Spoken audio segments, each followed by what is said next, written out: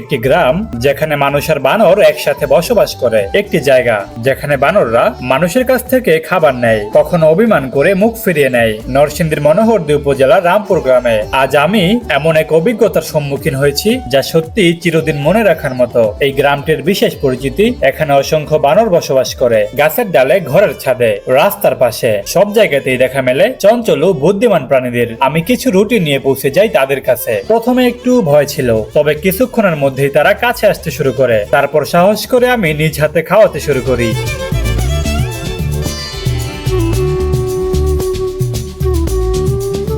এবং সেই মুহূর্তগুলো ছিল একেবারেই অবিশ্বাস্য। বানরগুলো যেমন নিরীহ তেমনই কৌতূহলী। কেউ চেয়ে থাকে, কেউ রুটি ছিনিয়ে নেয়, আবার কেউ ধীরে ধীরে কাছে এসে শান্তভাবে খাবার নিয়ে যায়। এই বানরেরা এই গ্রামের মানুষের আশেপাশেই বেড়ে উঠছে। এদের নিয়ে গ্রামের মানুষেরও রয়েছে নানা গল্প। আপনি যদি কখনো রামপুর গ্রামে আসেন তাহলে অবশ্যই কিছু খাবার নিয়ে আসবেন। অসংখ্য বানরদের সাথে কাটাতে পারেন দারুণ কিছু মুহূর্ত।